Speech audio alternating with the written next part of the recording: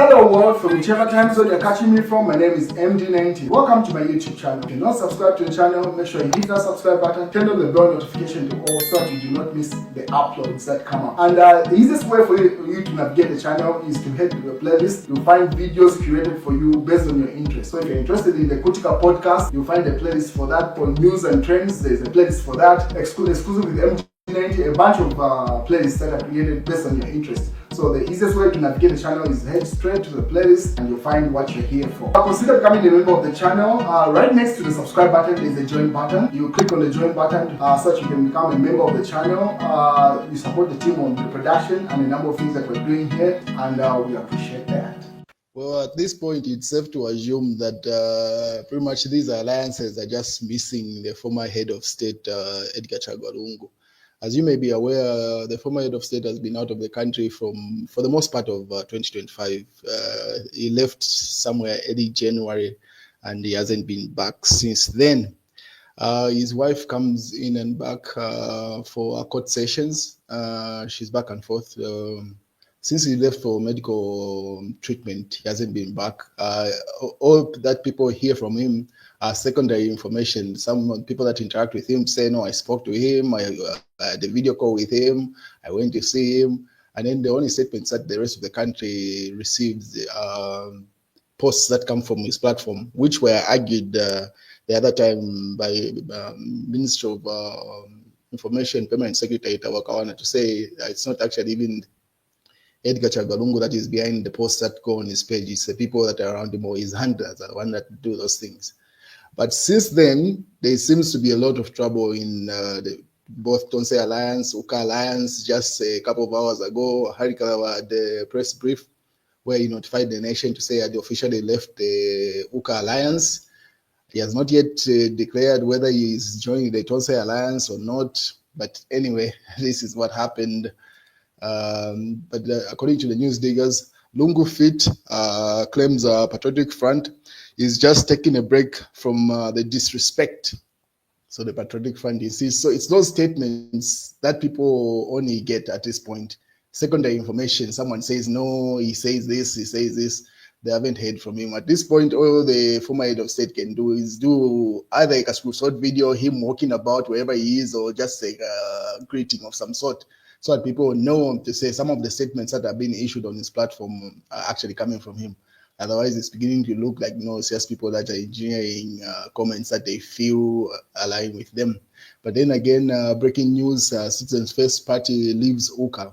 Party President Harikalawa has announced at a press briefing today. So this was the first press briefing that Harikalawa announced. He did not say whether he's joining the Tonse Alliance. He just said he's left that particular alliance. So if you remember, UKA Alliance was initially Edgar Chagwa Lungu and a number of people.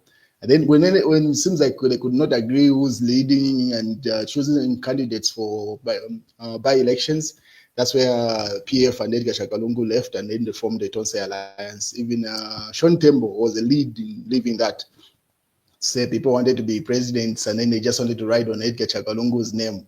So they went and formed Tonse Alliance. So pretty much most of the traction that UKA used to receive went to Tonse Alliance, and Tonse Alliance was a new kid on the block. And then Tonse Alliance invites Harikalawa. So immediately he did the press briefing and he announced to say they had left the UKA Alliance. There was an invitation for him and his party to join Tonse Alliance. And Harikalawa also said, I have cordial relationship with Edgar Chagwa Lungu. He says that he's in constant touch with the former head of state and is resting in South Africa. Citizens First Party President Harikalawa says he has a cordial and healthy relationship with the former President Edgar Lungu. Speaking at the media press briefing in Lusaka, Mr. Kalaba said before President Lungu left for South Africa, the two had a meeting and it lasted for 3 hours where they discussed important national issues.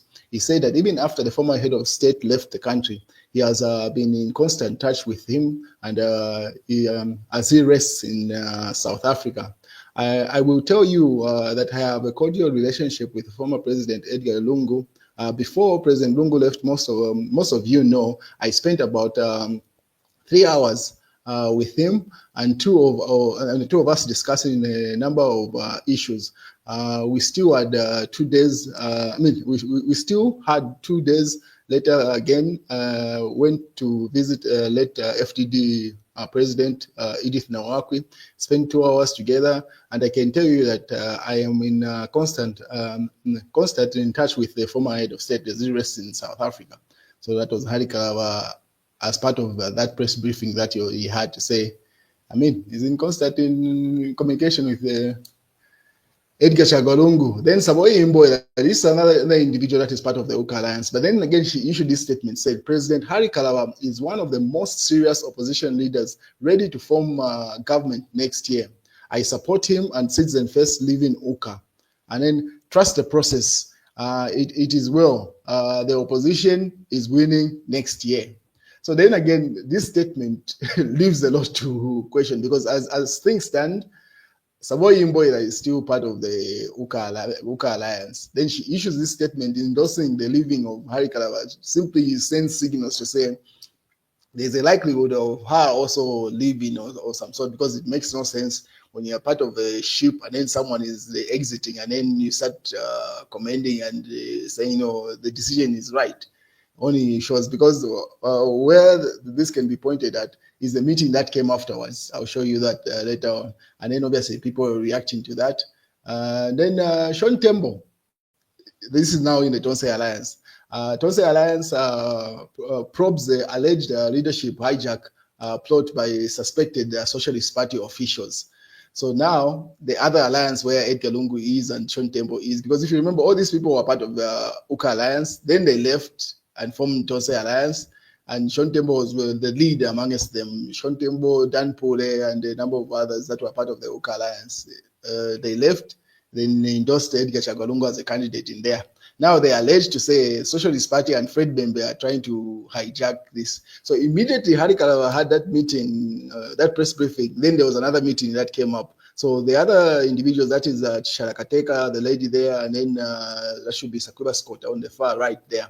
Those are still part of the UKA Alliance. And then Socialist Party and Fred Membe in the center there.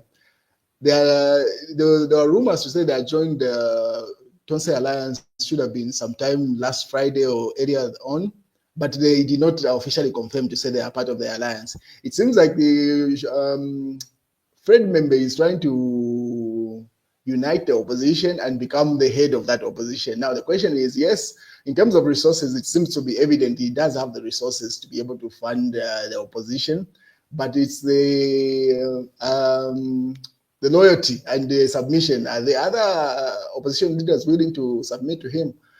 That's a conversation for another day, because you can see the reaction that has come from Sean Tembo and those allegations he has put across, simply meaning that if Fred Membe intends to take over Tonse Alliance as he joins it, that is not going to happen. Sean Tembo and the rest of them will not accept that. So that submission seems to be, there's already opposition, even before the announcements are made, you can already tell. Because it's been clear from inception. I don't know if it's just not evident to the people that are joining these alliances. Everyone said it to say, yes, they might come together until a time to pick a leader comes. That's when you're going to see the real test of this, because the alliances have been formed even before the previous elections.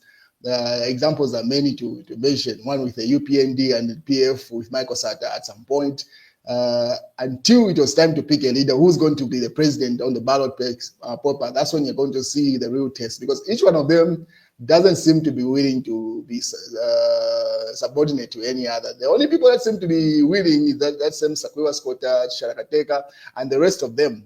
But most of them want to be the candidate. And it seems like Sean Tembo is not going to allow anyone else to be a candidate just because they come with the resources. And you can see from the rebuttal that he's sending already. And this is the meeting I was referring to, where Samoei Imboya ideally was supposed to be part of this meeting, because as things stand, she's still part of the UKA Alliance and the NDC.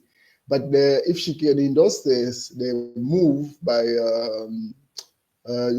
Citizen First President Hari Kalaba leaving the party, that only goes to show where the things are going at this point. So it's that meeting that they held after Hari Kalaba's meeting. So they say opposition political parties and groupings continue to engage each other on how best they can render service to the Zambian people. In this picture, earlier today, Socialist Party President Dr. Fred Membe and his chief political advisor, United Liberal Party President Sakura Scota, State Council, and New Heritage Party President Sharakateka. So that's the image that came out of that meeting. You can see, I mean, he's free to try, but it's a question of are the other opposition willing to submit to him as the leader?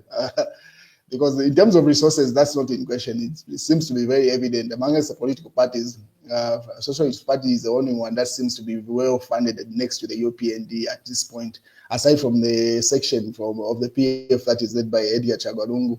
The rest of them just seem to be like one-man party state. I mean, one-man party associations. But the one that seems to have the resources, but they don't have the clout on the ground because the socialism ideology hasn't yet resonated with the Zambian people. But then, anyway, he's free to try. That's leadership. So this is what Sean Tembo said. The Tonse Alliance has launched a probe into alleged plot by some named Socialist Party officials to hijack the alliance leadership following an audio recording which is circulating on social media. Alliance spokesperson Sean Tembo says the grouping is gravely concerned about the audio in which senior officials of the Socialist Party are heard allegedly plotting to overthrow Alliance chairperson Edgar Chagwa, who is currently undergoing medical examination in Johannesburg, South Africa. In an audio which was gone viral on social media, Socialist Party chairperson for international relations, Akande Membe, daughter of party president Fred Membe, and their national youth chairman, Kelvin Kunda, along with unidentified individuals, reportedly discussing plans to hijack the alliance leadership and ridicule Dr. Lungu's medical condition. So pretty much, Fred Membe, Sean Tembo alleges to say that's the plot that is going on, and then they're investigating that. So you could see a rebellion coming from Sean Tembo saying he's not going to just let it go as easy as that. And then in the Daily Nation, 50+1 clause still at risk. That's the conversation is still going on. That's in the Daily Nation. They can't win. UPND have started rigging polls now. Report will only benefit them. That's KBF. So and that's another person that you should take note, because KBF is part of the Tonse Alliance and it's been quiet ever since. So I do not see KBF submitting to Fred Membe as the leader of the Tonse Alliance. I mean, Tonse Alliance clearly is going to go it alone. So highly likely that's where these alliances are heading. At some point, they will just have to run it alone. It seems like everyone wants the clout that Edgar Chagwa comes with, but they don't want him to be a candidate. It seems to be very evident he's not going to be a candidate because the constitutional court had ruled that he's not eligible in the upcoming elections. But the clout that he has on the ground is what all these people are fighting for, really. So you could see even Hari Kalaba, even if he joins the Tonse Alliance, you can see how he's endorsing Edgar Chagwa to say, no, I've been talking with him, I can do this. It only means he's feeling if he gets the endorsement from Edgar Chagwa, he stands a better chance to fight in 2026. But anyway, let's wait and see how that plays out. Electoral report, illegal. That's a conversation in the Daily Nation. And that's the news, ladies and gentlemen. We'll wait and see how this plays out. But you can clearly see these alliances have got one agenda and unity around one candidate. I do not see that happening. I don't know what you think, you guys. You can share your views in the comment section.